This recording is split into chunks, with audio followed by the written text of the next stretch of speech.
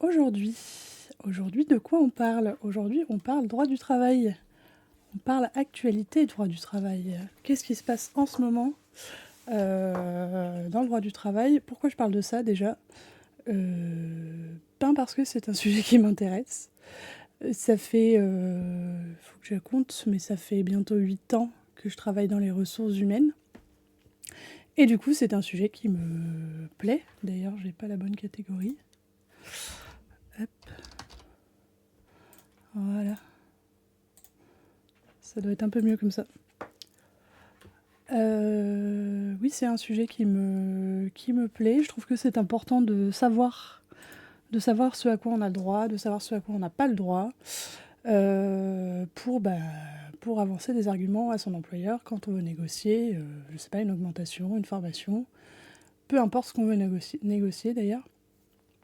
Je trouve que c'est un sujet important puisque ça concerne une grande partie des gens, pas tout le monde évidemment, mais une grande partie des gens. Alors peut-être que ça vous concernera pas, je rappelle que la chaîne est en plus 18. Du coup, moi je m'adresse en priorité à un public adulte et à un public qui travaille, parce que c'est mon sujet et que je suis pas Michou ou Inoxtag. Et que si vous voulez quelqu'un qui s'adresse plutôt à quelqu'un de plus jeune, il faut aller voir quelqu'un de plus jeune. Voilà. Aujourd'hui, de quoi on parle? On va parler de l'augmentation du SMIC, puisque c'est un des sujets, une des actualités pour ce début 2022, une actualité en droit du travail, je rappelle. Hein. Du coup, pour info, tous les ans, le SMIC est réévalué à la hausse, puisque, puisque ce serait bizarre de le réévaluer à la baisse. En fait, le SMIC est censé suivre l'inflation. Aujourd'hui, l'inflation, elle est à 20%. Le SMIC augmente de 2,2%. Comment vous dire que ça ne suit pas l'inflation? C'est même bien loin, on est bien en dessous. Auparavant, le SMIC était réévalué tous les 1er janvier et tous les 1er juillet dans une année. Maintenant, c'est plus comme ça. Il est réévalué au 1er janvier, mais il peut être réévalué aussi plusieurs fois dans l'année. Parce que, je sais pas pourquoi, tiens, c'est une bonne question. Mais du coup, cette année, il a été réévalué plusieurs fois. La dernière hausse, elle date de octobre, de 2,2%. Et là, en janvier, il augmente de 0,9%. Quand je vous parle d'augmentation de salaire, on parle toujours en brut, jamais en net, parce que personne ne parle salaire en net. C'est comme ça qu'on exprime un salaire, toujours en brut, jamais en net.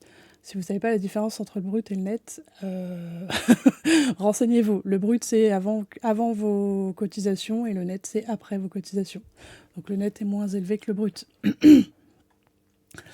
Donc aujourd'hui, ce qu'on nous dit, c'est qu'on constate que l'inflation mesurée pour les ménages, est de 20%, pour les ménages les plus faibles. Et la base de la moitié du gain de pouvoir d'achat du salaire horaire moyen des ouvriers et des employés. Ah oui, ok. Donc on a une revalorisation du SMIC, mais encore une fois, on est loin du 20% de perte de pouvoir d'achat.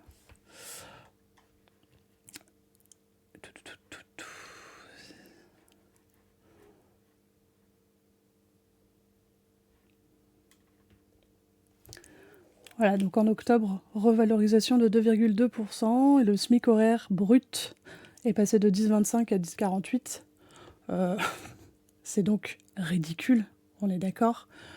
On peut pas vivre avec le SMIC, enfin on peut difficilement vivre avec le SMIC.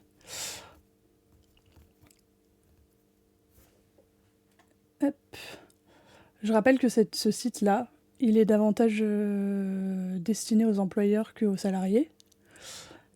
Et je trouve intéressant de voir ce site-là parce que du coup, on voit de quelle façon on parle aux employeurs. Par exemple, ce n'est pas parce que le SMIC a déjà augmenté en octobre en fonction de l'indice des prix à la consommation qu'il ne peut pas être encore revalorisé en janvier. Voilà, ça, les salariés, ils se disent, bah oui, évidemment. Les employeurs, ils sont là, ah bon, faut réaugmenter nos salariés. Voilà. Donc là, on parle en priorité aux employeurs, hein, aux entreprises.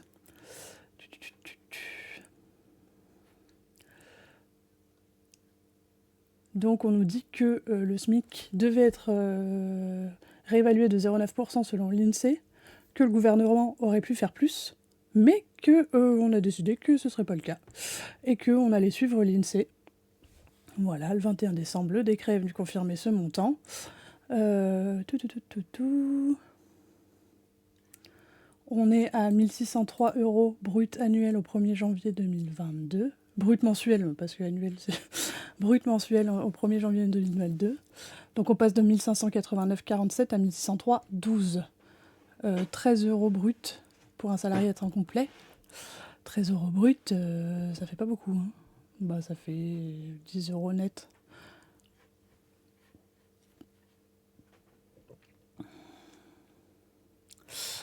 Apparemment, entre le 1er janvier 2021 et le 1er janvier 2022, le SMIC aurait augmenté de 3,9%. Oui, bah 2,2 plus 0,9, c'est ça, non? Attends, je réfléchis, je sais plus compter. Ah non, ça fait pas ça. Donc il nous manque une info. Non, de 3,1%, oui, c'est ça.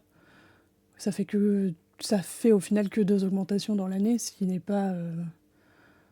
Enfin, on a l'impression qu'on s'en félicite alors que c'est normal en fait. 2 augmentations dans l'année, 3,1%, c'est pas énorme.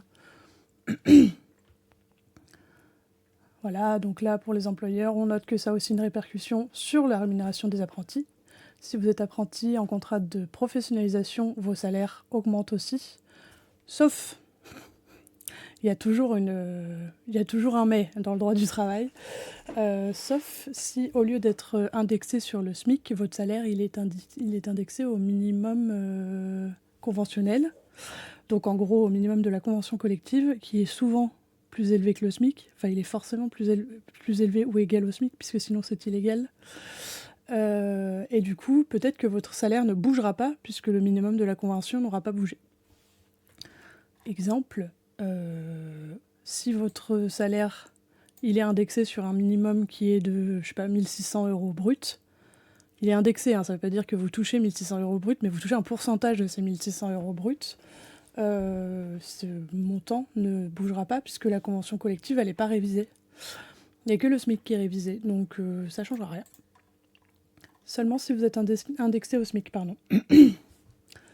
Voilà, donc là, on vous conseille d'aller voir votre gestionnaire paye. Je vous conseille d'en faire de même. C'est bien intéressant d'aller demander l'avis du gestionnaire paye. Alors, qu'est-ce qu'on a? Index et proportion de femmes dans les cadres dirigeants. Ok. Ah, ça nous intéresse. Télétravail lié au Covid. Donc, comme vous le savez peut-être, avec le variant Omicron, qui touche énormément de personnes, a été décidé de mettre en place au moins 3 à 4 jours de télétravail par semaine. Je crois que c'était... Je sais plus si c'est 3 ou 4. Récemment, ça a été changé, du coup, je ne sais plus. Et du coup, pour toutes les entreprises qui peuvent le mettre en place, c'est obligatoire. Donc, ce qui est en soi débile parce que finalement, tout le monde revient le même jour et du coup, tu crées des clusters. Mais bon, c'est pas grave. C'est déjà un effort. Donc là, ce qu'on est en train de nous dire, c'est que le télétravail devient obligatoire dans toutes les entreprises pour tous les salariés pour lesquels il est possible. Entendons-nous bien. Possible, ça ne veut pas dire « Ah bah en fait, le serveur, il n'est pas assez rapide, du coup, il faut venir en entreprise. » Non. Possible, ça veut dire tu as un PC, tu peux bosser sur serveur, tu es en télétravail, point. Si les gens qui ne peuvent pas faire du télétravail, c'est les commerçants, c'est les gens qui travaillent dans le BTP, bref, des gens qui ont besoin de faire des actions sur place, les médecins. Et encore, il y a des médecins qui font du télétravail. Donc, moi, quand je vois des gens qui travaillent dans un bureau et qui me disent « Non, c'est pas possible de faire du télétravail chez moi, enfin, de faire du télétravail dans mon entreprise », je dis merde, voilà. Parce que c'est tout à fait possible, c'est simplement que l'entreprise n'a pas mis en place ce qui était nécessaire pour faire du télétravail. Et du coup, c'est plus ou moins mise en danger de ses salariés, hein. Il y a un moment, pour en arriver à imposer le télétravail en entreprise, ça veut dire que le variant Omicron et donc le Covid-19 est devenu un danger réel et immédiat. L'État ne fait pas ça par plaisir, parce qu'en général, ils font plutôt l'inverse. Ils sont plutôt du genre à pousser les salariés à aller en entreprise. Et du coup, on estime là que c'est un danger réel et immédiat. Et du coup, pour moi, ça revient à la mise en danger de ces salariés. Après, jurisprudence, il y aura ou pas. Hein. Ça, ce sera au prud'homme de voir. Mais normalement... en fait, le problème en France, c'est pas tant qu'on ne serait pas équipé, mais que les entreprises ont encore beaucoup de mal à laisser partir leurs salariés, puisque s'ils sont chez eux, évidemment, ils ne travaillent pas. On a quand même un gros problème de contrôle en France, et je trouve ça hyper dommage, parce que quand je vois comment les gens travaillent en entreprise, puis quand ils rentrent chez eux, ils travaillent aussi. On peut pas dire que quelqu'un chez lui ne travaille pas, c'est pas possible. Et bien sûr que ça existe, il y a toujours des tirs au flanc et il y en aura toujours, mais quelqu'un qui bosse pas chez lui, il bossera pas plus en entreprise. Je veux dire, ou alors ça veut dire que son chef il est payé exclusivement à le surveiller, ce qui est quand même hyper triste. Ça veut dire que le travail de son chef, c'est de surveiller que ses salariés sont bien en train de travailler, quoi. C'est un chef militaire doublé du NATSEM, en fait. Voilà, c'est exactement ça. Comme on va partir du principe que les managers en France sont un peu plus que ça, sont un peu plus que des ATSEM qui surveillent que tu colles bien tes gommettes, je vois pas de raison de ne pas instaurer le télétravail. Et oui, bien sûr, il y aura toujours des tirs au flanc, mais bon, il y en a partout. Quelqu'un a travaillé suffisamment longtemps en entreprise, c'est très bien qu'on trouvera toujours quelqu'un pour te faire pour te faire faire son travail, pardon. Il y en a toujours. Hein. Hop, du coup, obligation d'instaurer le télétravail à partir du 3 janvier. Pour 3 semaines, il me semble. Voilà, pour une durée de 3 semaines. Ce nombre peut être porté jusqu'à 4 jours par semaine. Alors, oui, à la base, c'était 3 jours. Maintenant, c'est 4 jours, c'est ça. Ce protocole n'a toutefois pas de force obligatoire d'un point de vue juridique. Il ne s'agit en effet que d'un ensemble de recommandations. Selon le Conseil d'État, le 19 octobre 2020, ordonnance du 19 octobre 2020, du 17 décembre 2020. Cet article, il date de quand ? Il date de décembre 2021. Depuis le 30 décembre, ça a changé. C'est pas une obligation, mais en même temps, l'État se réserve le droit de venir vous contrôler. Je parle aux entreprises, venir contrôler si vous appliquez bien le télétravail. Alors comment ? C'est toujours la grande question quand il s'agit de contrôle du travail en France. Comment ça se passe ? C'est une grande question, on ne sait pas. On ne sait pas, hein, c'est toujours comme ça, on laisse les entreprises se démerder et puis on voit si les prud'hommes agissent ou pas. Mais c'est plus... je suis pas d'accord avec le n'a pas de force obligatoire, puisqu'à partir du moment où l'État se réserve le droit d'appliquer un contrôle et d'appliquer des sanctions si ce n'est pas respecté, pour moi, ça a une force obligatoire. Après, j'aimerais bien savoir comment ils se débrouillent pour aller contrôler les entreprises qui font ou font pas du télétravail, pour estimer si les personnes qui sont pas en télétravail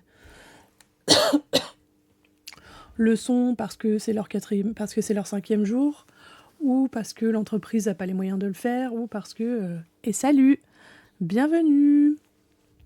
On parle droit du travail. T'as raté le début. On parlait du SMIC tout à l'heure.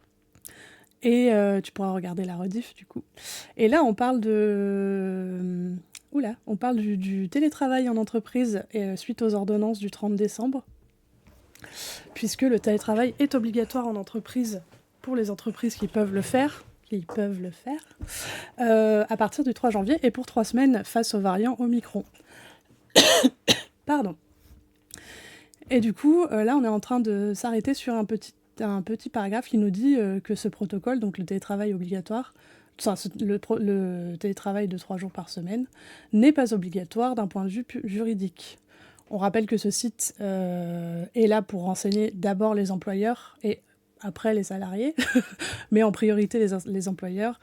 Ça donne des conseils aux employeurs. Je ne suis pas d'accord avec ça, puisque depuis a été dit par la ministre du Travail et par le Premier ministre qu'il y aurait des contrôles et donc des... Comment ? En plus des contrôles, j'ai perdu le mot, des sanctions. Donc on peut pas dire que ce n'est pas obligatoire s'il y a des sanctions. C'est pas... D'ailleurs, le paragraphe d'après, magnifique. Pour cela, cela ne signifie pas que vous ne risquez aucune sanction si vous refusez de mettre en place le télétravail. Dans l'une de ses ordonnances, le Conseil d'État indique en effet que le protocole sanitaire constitue une déclinaison matérielle de l'obligation de sécurité de l'employeur dans le cadre de l'épidémie de Covid-19. Sa méconnaissance pourrait donc engager votre responsabilité. Pour rappel, donc, l'obligation de sécurité de l'employeur. Qu'est-ce que c'est ? En France, l'employeur, il est garant de votre sécurité sur votre lieu de travail. Et il est même garant de votre sécurité sur votre trajet entre la maison et le travail. C'est pour ça que quand vous avez un accident du travail, c'est pour ça que quand vous avez un accident, que ce soit sur le trajet ou sur votre lieu de travail, vous êtes indemnisé à 100%. Si vous êtes en arrêt, et si vous avez un accident quand vous êtes en dehors de votre temps de trajet ou de votre travail, vous n'êtes pas indemnisé à 100%, parce que l'employeur paye. Donc l'employeur a une obligation de sécurité. Mon patron m'expliquait que sur le papier, il ne pouvait pas obliger apparemment, mais que par sécurité, il fallait le faire. Oui, du coup, c'est ce que je suis en train de lire là. Je me trompe, je reconnais. Effectivement, du coup... l'État peut pas obliger et en même temps, on applique une sanction et en même temps, on rappelle que ça fait partie de l'obligation de sécurité de l'employeur. Donc, c'est pas obligé, mais c'est une obligation. Voilà, tu vois, ça, c'est le droit du travail. Comment dire ? C'est pas obligé, mais vous êtes obligé quand même, tu vois. Du coup, en fait, dans le droit du travail, ce qu'il faut bien comprendre, c'est qu'on va te faire des lois. Comment ça marche aujourd'hui, hein. On va te faire des lois, on va te dire « Ouais, t'inquiète, vas-y, applique, tu verras bien. » Applique pas, tu verras bien. Mais en même temps, si tu n'appliques pas et que personne ne se plaint, bah, t'as aucun risque. C'est exactement comme quand tu brûles un feu rouge et que personne ne te voit. Genre, personne ne va venir t'embêter. Et ben, du coup, en entreprise, c'est ça. C'est ça qui se passe aujourd'hui. C'est-à-dire que là, on demande aux entreprises de faire du télétravail. Alors déjà, aux entreprises qui le peuvent, je rappelle, qui le peuvent, ça veut dire que, pour moi, tous les gens qui sont derrière des ordinateurs le peuvent, hein. Voilà, c'est très clairement, qui le peuvent, ça veut dire qu'il faut qu'ils mettent les moyens pour. Évidemment que si vous êtes dans la restauration, que vous faites l'entrée à un cinéma, que vous êtes dans le BTP, vous n'allez pas pouvoir. Le problème, c'est qu'en plus, 3 jours de télétravail, je pense pas qu'on puisse vraiment le vérifier. En effet, qu'est-ce qui va montrer, le jour où il y a un contrôle en entreprise, qu'est-ce qui prouve que vous n'en êtes pas à votre 2e jour de présence ou votre 1er jour de présence cette semaine ?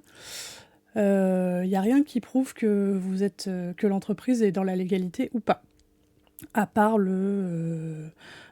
s'il y a des saisies de pointage, par exemple.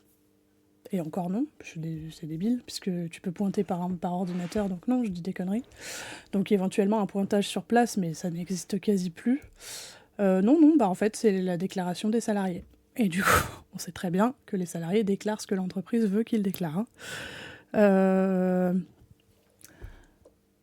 Ouais, en fait, ces règles-là, elles sont un peu absurdes.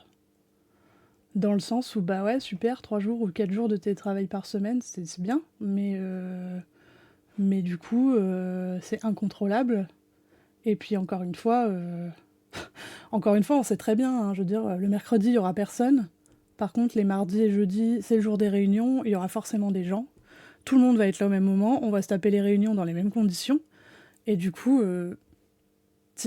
en fait, ça empêche pas du tout le développement du Covid. On va juste se taper des clusters les mardis et les jeudis, quoi. Mais bon, on veut plus imposer le télétravail toute la semaine, on veut plus confiner. Donc voilà, pour l'instant, on en est là. Mais c'est ça, hein, le droit du travail, les entreprises sont tout le temps en train comment dire, de surfer sur un truc, enfin le cul entre deux chaises, quoi. C'est complètement flou à chaque fois. Et du coup, c'est pour ça qu'on en parle. Hier, on était tous présents. Aujourd'hui, j'y suis encore parce que réunion et je serai en télétravail le reste de la semaine. Mais voilà, genre, c'est pas contre toi, hein, mais venir pour une réunion, c'est complètement con. Je veux dire, je sais pas combien vous êtes, je sais pas si la salle est aérée, je sais pas s'il y a un mètre entre vous, je sais pas si c'est nettoyé, peu importe. Se dire qu'on fait 3 jours de télétravail par semaine et venir le jour où il y a réunion, enfin, c'est comme si vous veniez qu'une fois par semaine et que vous mangiez tous à la cantine à la même table, quoi. C'est pareil, c'est ridicule. C'est ridicule. Mais bon, vaut mieux faire des réunions à distance. Mais ta vie qu'il vaudrait mieux faire la réunion chacun dans son bureau. Ouais, mais en fait, je comprends pas. Bon, déjà, la France, on a un délire de réunion. Genre, il faut faire des réunions tout le temps. Des réunions dont il ne sort rien. Ou assez peu de choses, en fait. Et en plus, il faut être là, quoi. Enfin, on peut faire des réunions à distance, ça rendra pas la réunion moins efficace. Mais nous, juste avant le premier confinement, là, je me rappellerai toujours, c'était genre le 12 mars ou le 13 mars, je sais plus. Ils nous ont tous fait venir dans des salles de réunion. Genre, on était, je sais pas, 20 ou 30 dans une salle de réunion pour 10 personnes, pour nous convoquer. Donc, il n'y avait pas de masque, il n'y avait pas de distanciation sociale, il n'y avait rien à cette époque-là. Pour nous convoquer, pour nous dire « Ah bah, c'est un peu la merde avec le Covid, on sait pas ce qu'on fait. Mais non, il n'y a pas de télétravail, hein, vous restez tous là, c'est important, vous restez là, quoi. » Et donc, on était tous enfermés dans une salle à respirer clairement les poumons des autres parce qu'il n'y avait pas assez de place pour tout le monde. Et on leur a dit, mais enfin, vraiment, vous nous dites ça, ça aurait pu se résumer dans un mail en 10 mots. On aurait pu se mettre en réunion à distance. Je veux dire, t'as quand même beaucoup plus de chances d'être contaminé quand tu vas en réunion que si même t'allais au boulot, que tu t'enfermais dans ton bureau. Bon, après, peut-être que t'es en open space, mais que tu t'enfermais dans ton bureau et basta, en fait. Je veux dire, en fait, je vois pas l'intérêt de venir. Clairement. Toujours des réunions inutiles sans importance physique, ouais. Si je pouvais être en télétravail complet, je serais carrément partant, mais mon manager qui est contre, c'est mon manager qui est contre ça. Du coup, ça me fait de plus en plus réfléchir à bouger, ouais. Ouais, mais dans beaucoup d'entreprises, c'est ce que je disais tout à l'heure, on dirait que les managers, ils sont pas managers. On dirait qu'ils sont pas là pour faire un travail, mais qu'ils sont là pour vérifier que tu colles bien tes gommettes au bon endroit. Ils sont là pour te surveiller, quoi. Et c'est quand même une maladie en France d'embaucher des gens et de n'avoir absolument jamais confiance en eux. Moi, je trouve ça assez dingue. Je trouve ça même... Ouais, je trouve ça fou, quoi. Se dire, tu embauches quelqu'un, il travaille pour toi depuis des mois, des années. Tu l'as choisi, cette personne. Je sais pas comment dire. Enfin, il y a suffisamment de gens sur le marché du travail pour que l'employeur se permette de choisir qui il veut et avec qui il veut travailler. Donc, si à partir de là, il choisit quelqu'un en qui il n'a pas confiance, il y a un gros problème de recrutement. Donc, c'est juste qu'ils ont confiance en personne. Ah, moi, ce que j'ai pour habitude de dire, c'est que quand tu es tout le temps en train de te demander si les autres, ils trichent, si les autres, ils essaient de flouer le jeu pour essayer de s'en sortir, d'en faire le moins possible. Enfin, pour moi, il y a que les arnaqueurs qui cherchent les arnaques partout, quoi. Il y a des trucs, moi, on m'a dit des trucs, mes managers en entreprise, ils m'ont dit des trucs du genre, oui, mais si tu fais ça, c'est peut-être parce que ça, et du coup, en gros, c'est peut-être parce que derrière, t'essayes de pas travailler, t'essayes de tricher. Et je les ai regardés et je leur ai dit, mais en fait, moi, de moi-même, j'y aurais jamais pensé, tu vois. Et je pense qu'il faut avoir l'esprit tourné de cette façon pour penser qu'il y a tout le temps, que la personne en face de toi va tout le temps essayer de tricher, quoi.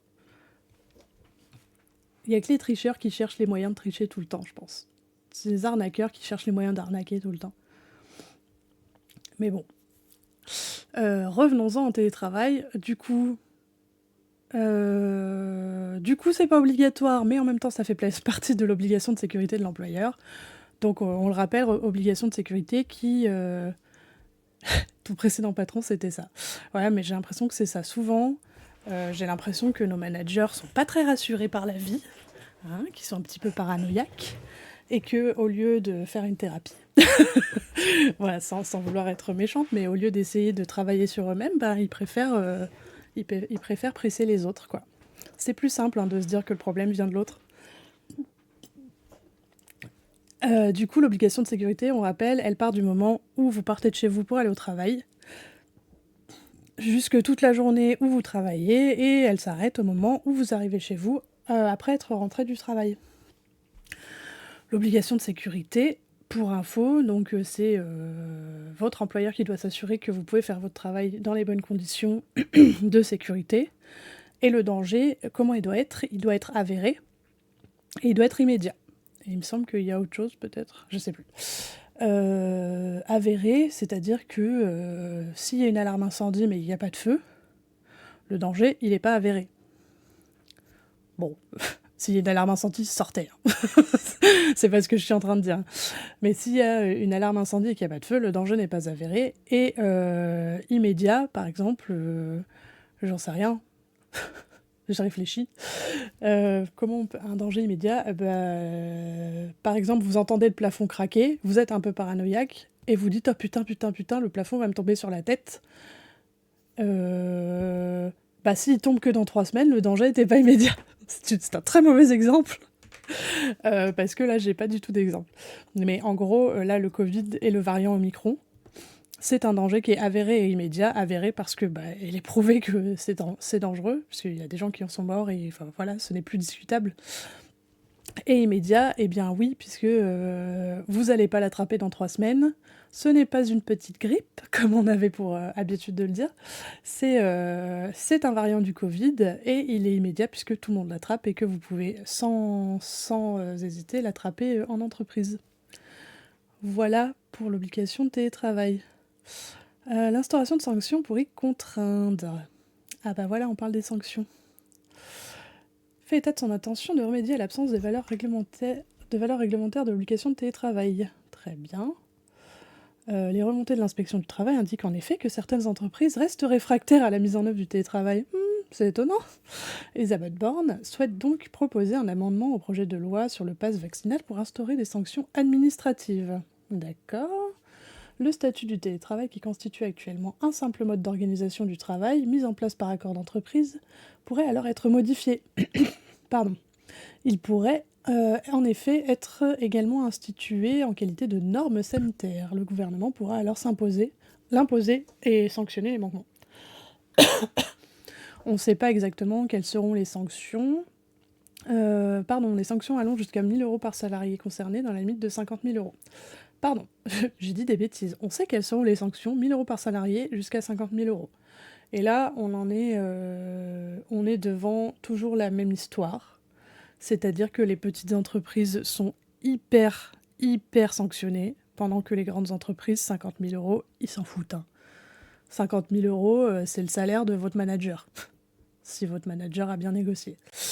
Du coup, clairement, ils s'en foutent de passer 50 000 €.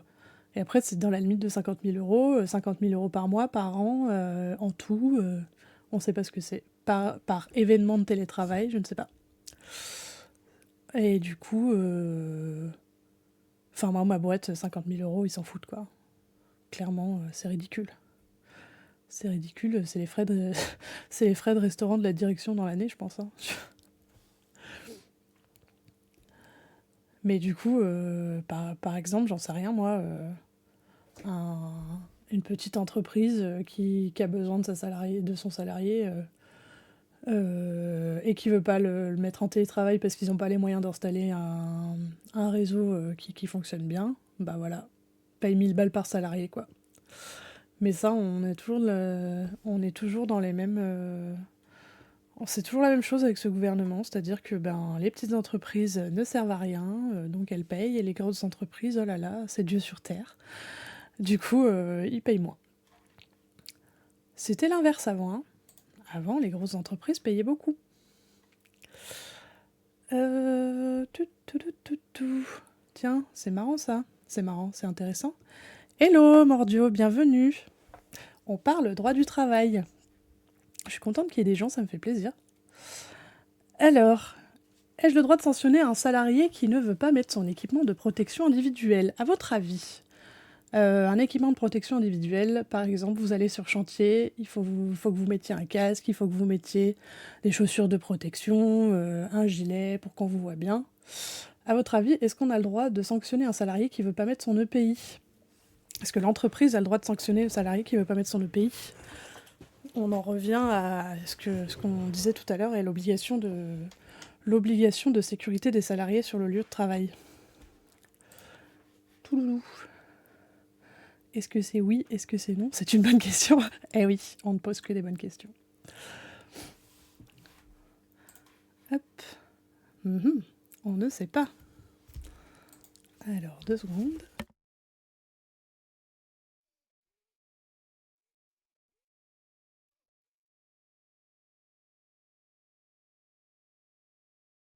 Moi, je connais déjà la réponse.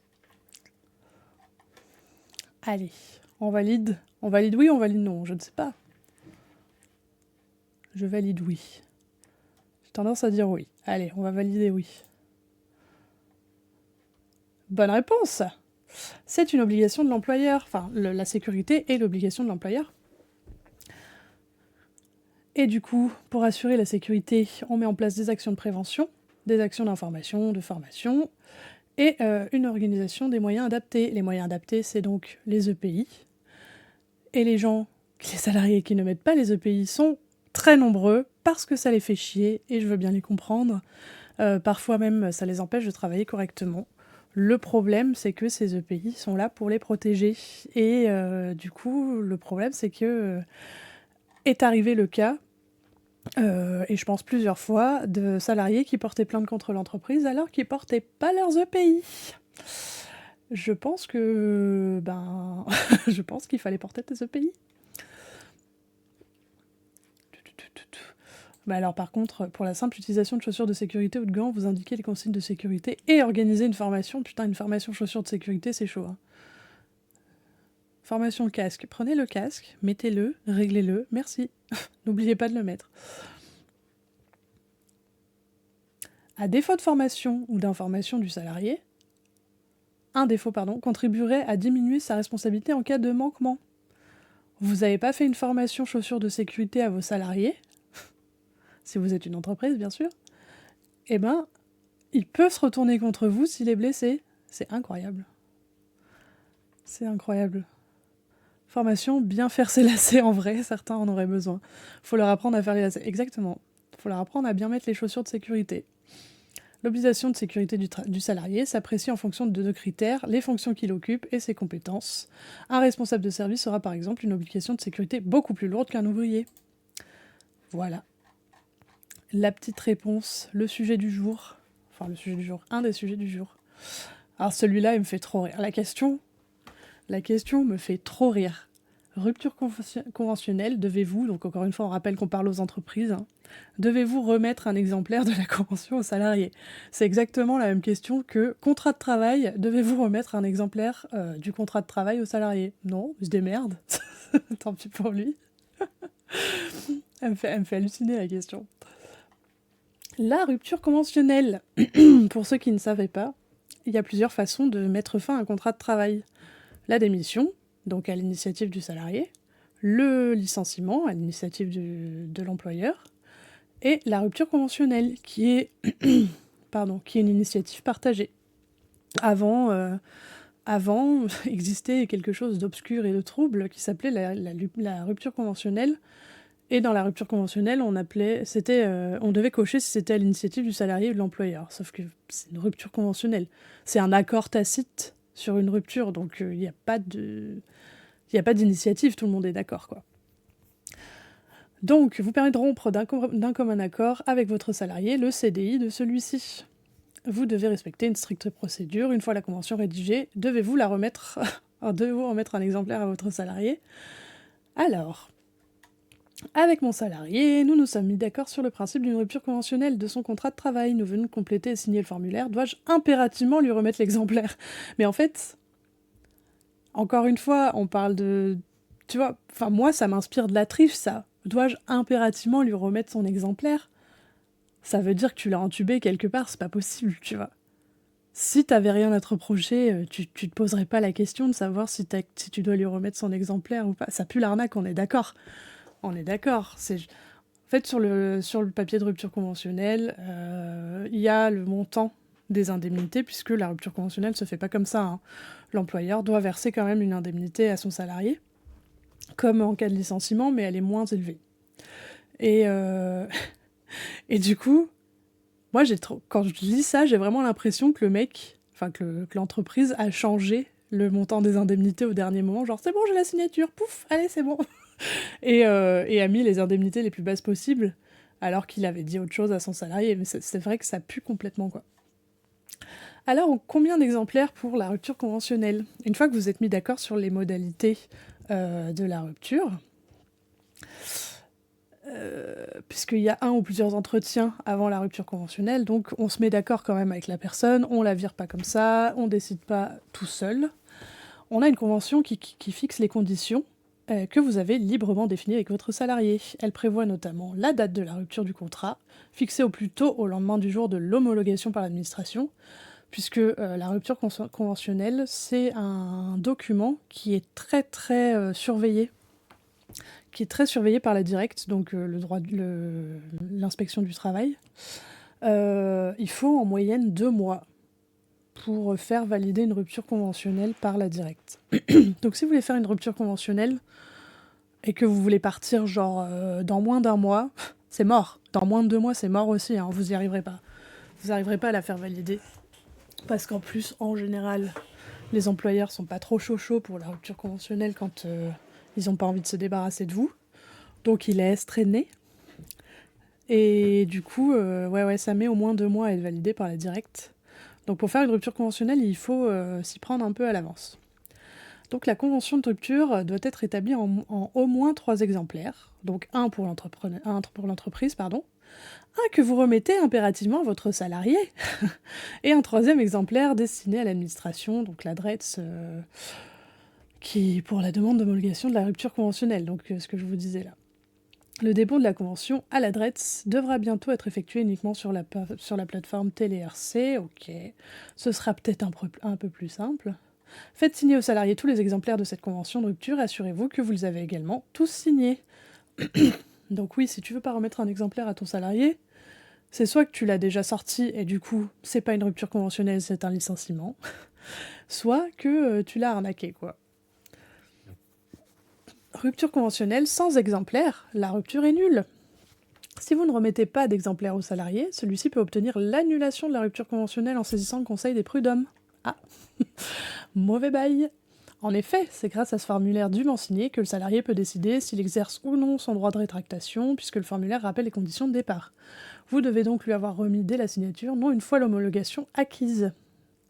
Si vous n'êtes pas en mesure de prouver qu'un exemplaire lui a été remis, le juge prud'homal considérera que la convention est nulle, et donc vous regagnez un salarié en CDI, vous êtes content. Si vous avez fait un recrutement, vous êtes ravi. Dans un tel cas, vous devrez alors lui verser des indemnités pour licenciement dépourvues de cause réelle et sérieuse. Évidemment, hein, vous le reprenez pas en CDI, hein, c'est une blague.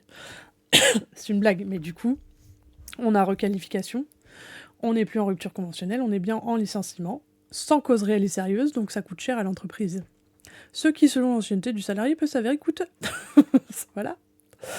Aussi, afin de vous ménager une preuve de cette remise, faites signer à votre salarié une décharge, laquelle atteste qu'il a bien reçu un exemplaire de la convention. Sinon, lettre commandée avec avis de réception. Sinon, vous lui envoyez un mail en lui demandant une réponse. Enfin, voilà. Il y a des moyens de preuve, hein. Ça, c'est pas trop difficile. Mais du coup, si vous quittez une entreprise en faisant une rupture conventionnelle, ne partez pas sans votre papier. Ce serait dommage. Ou partez sans votre papier et demandez des dommages et intérêts. Les bons plans. Erika, les bons plans. Voilà pour la rupture conventionnelle. Alors ça, c'est intéressant. Je sais pas si on est au clair avec les forfaits jours.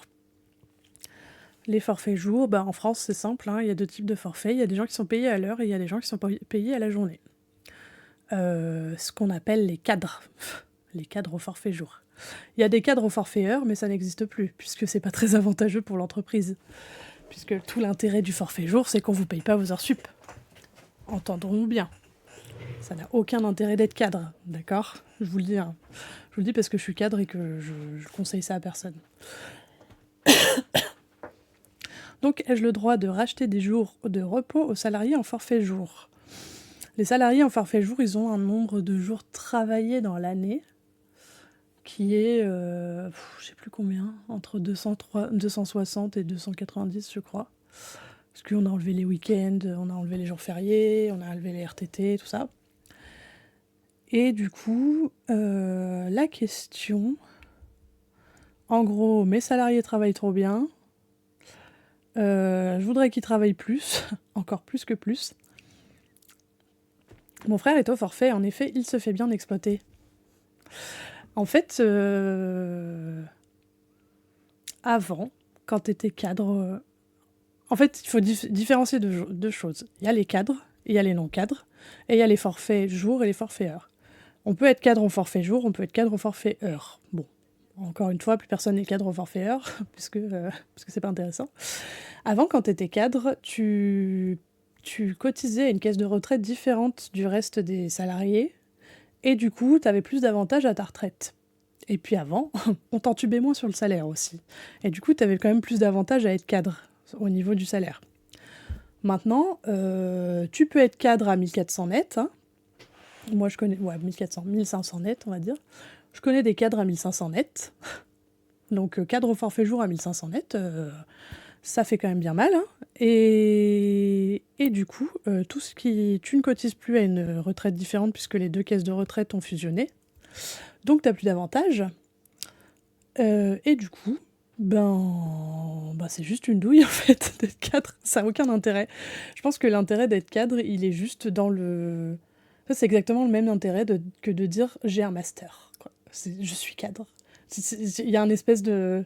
Il y avait, je sais pas s'il y a encore trop, chez certaines personnes, oui, une espèce d'aura dans le fait de dire « je suis cadre ». Ça fait bien, quoi. Mais sinon, ça n'a aucun intérêt. Ne faites pas ça. Ne soyez jamais cadre. Et le problème, c'est que dès que tu as un master, en général, on propose que des boulots de cadre, ou alors des boulots sous-payés. Mais est-ce qu'il vaut mieux pas un boulot sous-payé à l'heure qu'un boulot sous-payé au jour ? Moi, je vous le dis, il vaut mieux un boulot sous-payé à l'heure, comme ça, vous partez à l'heure où vous voulez.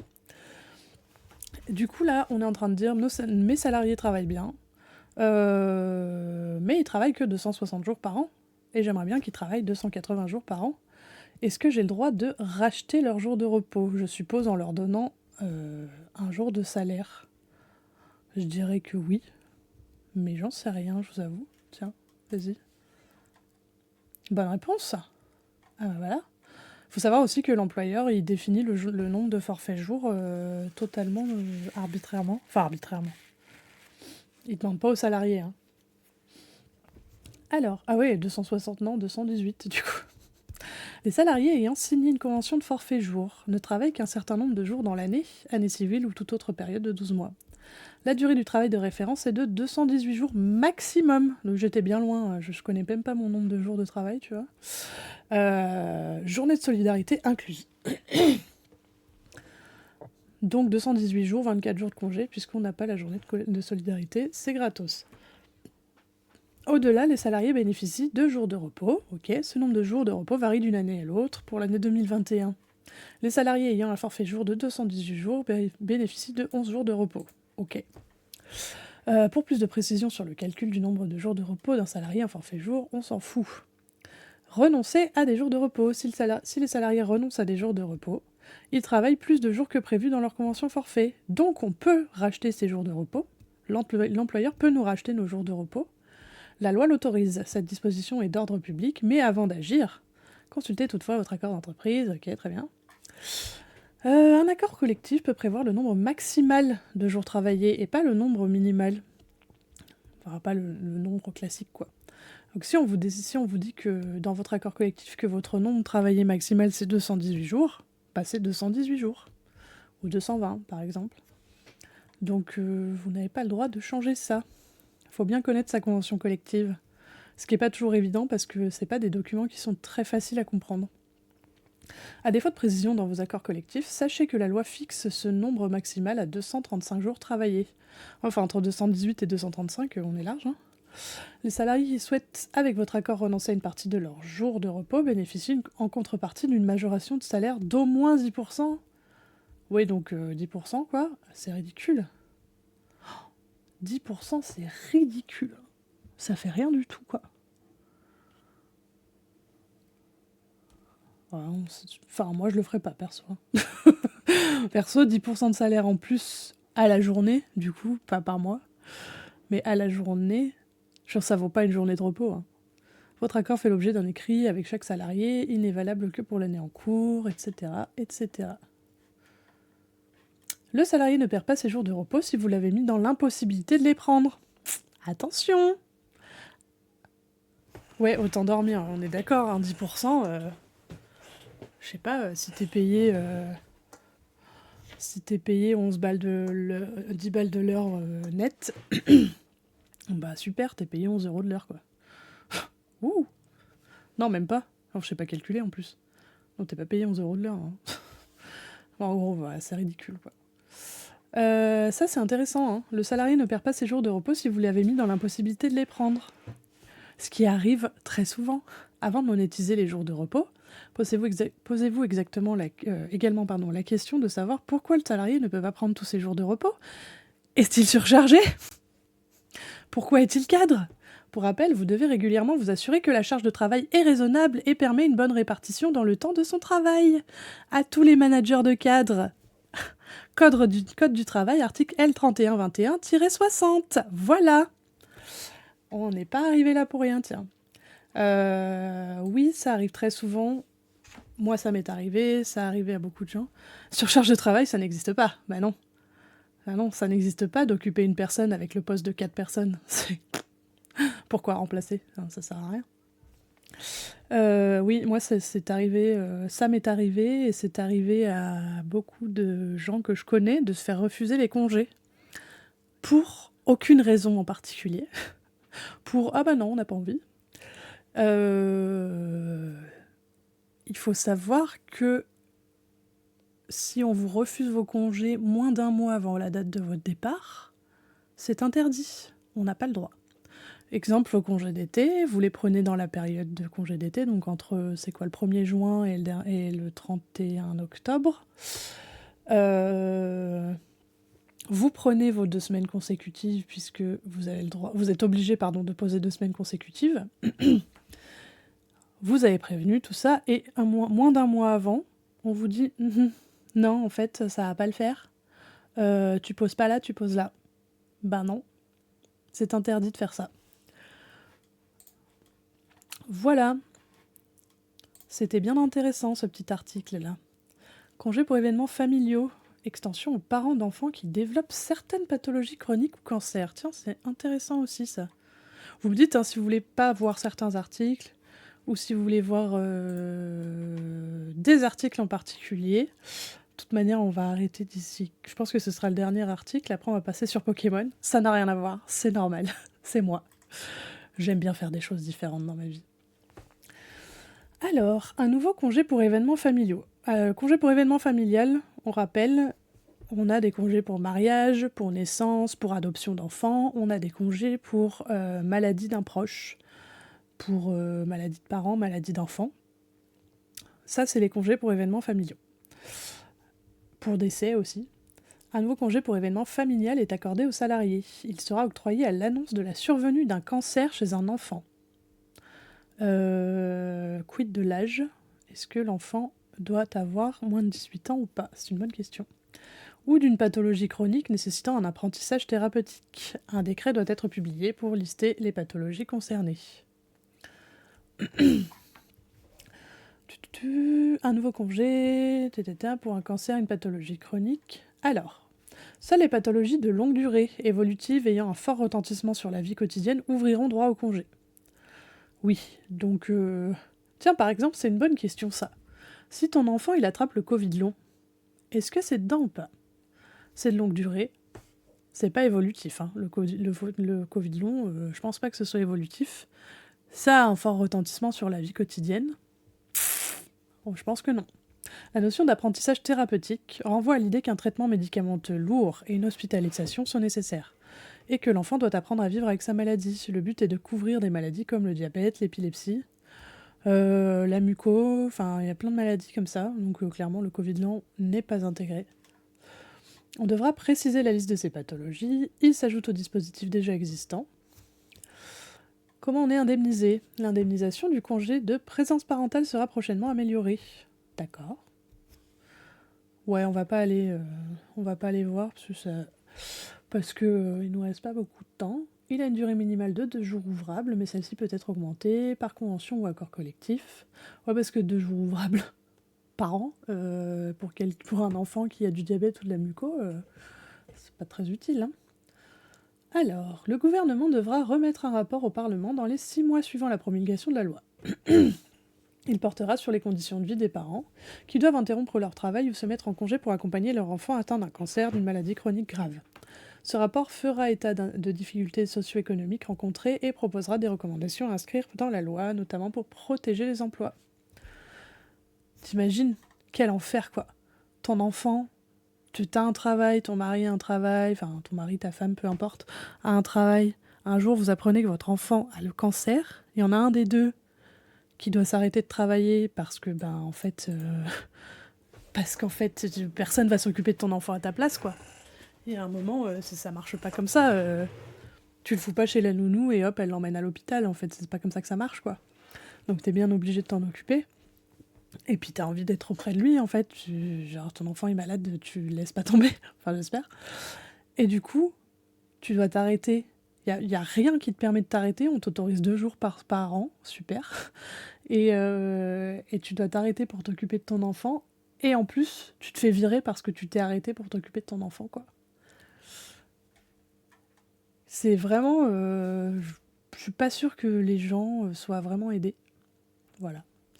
C'est comme les personnes qui ont des enfants en situation de handicap, hein. Personne ne les aide, quoi.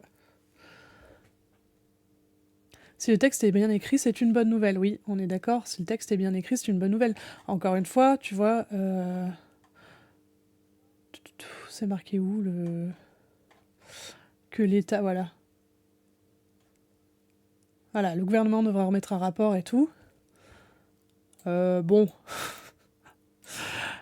Faut voir quel gouvernement met le rapport, tu vois. Parce que, bon, on n'est quand même pas dans un gouvernement hyper aidant. Les aidants, toujours les dindons de la farce, ouais. Ouais. J'en connais pas personnellement, mais clairement, je pense que... je pense que quand t'es aidant, t'en as un des deux qui est... Au moins un des deux, parce que l'autre peut-être aussi. Mais t'en as au moins un des deux qui sacrifie sa vie, sa carrière, tout, quoi.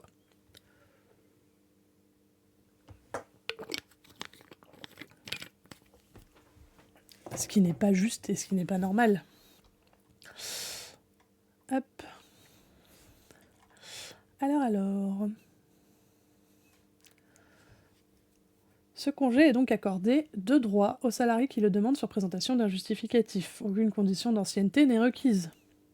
Aucune condition d'ancienneté n'est requise. C'est hyper important. Parce que dans la plupart des congés, mais pas trop les congés familiaux en fait, mais dans la plupart des congés, il y a une condition d'ancienneté. Dans la plupart des choses, manière d'entreprise, il y a des conditions d'ancienneté. Là, aucune condition d'ancienneté n'est requise. Vous êtes embauché aujourd'hui, demain, vous pouvez être en congé. Bon, c'est pas simple, mais on sait jamais. Après, m'est avis qu'on ne renouvelle, enfin qu'on met fin à votre période d'essai, mais bon. Les salariés concernés peuvent effectuer leurs demandes par tout moyen. Un accord collectif peut toutefois imposer des modalités particulières. Il faut les respecter. Le congé sera à votre charge. Il ne doit en effet entraîner aucune réduction de la rémunération. Il est également assimilé à du temps de travail effectif pour la durée des congés payés. Ce qui veut dire que quand vous partez, quand vous prenez vos 2 jours pour vos 2 jours de congé familial parce que votre enfant a un cancer, bon déjà vous avez que 2 jours, mais bon... on ne peut pas vous dire oui mais tu as été absent 2 jours là, donc ça te fait des congés payés en moins. Temps de travail effectif. La durée de ces congés ne peut par ailleurs ne peut pas être imputée sur celle des congés payés. Oui, c'est des congés différents. Vous avez vos 25 jours de congés payés et vous avez en plus vos 2 jours de congés familial. Le congé devrait être pris dans un délai raisonnable suivant l'annonce de la maladie de l'enfant. Les salariés déjà absents de l'entreprise à cette période n'auraient pas le droit au congé, ni à une indemnité compensatrice. Oui, si vous êtes déjà en arrêt, on vous donne pas des congés, quoi. Pour en savoir plus sur les congés, voilà. Et ben c'était bien intéressant cette histoire. Je suis assez curieuse de voir quel rapport, enfin quel sera le rapport remis par le gouvernement, quoi. Je sais pas. Est-ce qu'ils vont aller interroger des gens qui ont pris ces congés-là? Genre, les gens ne savent même pas que ça existe, hein. Comme la plupart des congés, hors congés payés, les gens ne savent pas que ça existe. Donc, à part s'ils ont très bon service ressources humaines, qui se tient à jour et qui leur dit que ça existe.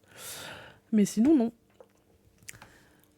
Bon, eh bien, on verra dans 6 mois. Peut-être qu'on aura une mise à jour. On verra bien.